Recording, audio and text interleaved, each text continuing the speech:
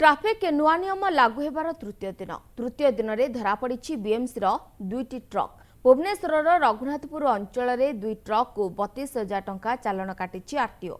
दुईटी अलियाबुआ truck permit insurance pollution नथिबा अभियोग रे चालान कटा जायछि। गतकाली दुईटी शिक्षानुष्ठान बस को सीज करने सहित 51,000 टंका चालान काटिथिला आरटीओ। तेबे राजधानी रे ट्राफिक पुलिस और आरटीओ पक्षरु जोरदार धरपकड़ चलिछि।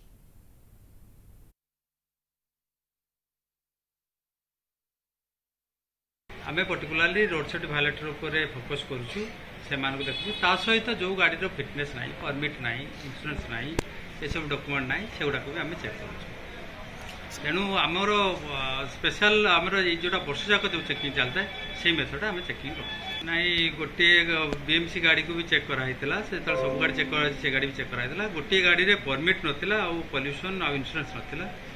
तेणु बीएमसी एनगेज होती बीएमसी निजर नुह बीएमसी एनगेज होती प्राइवेट सोर्स से गाड़ी नाला चालान इश्यू होती आ गोटे गाड़ी किसी डॉक्यूमेंट नाला चालान इश्यू।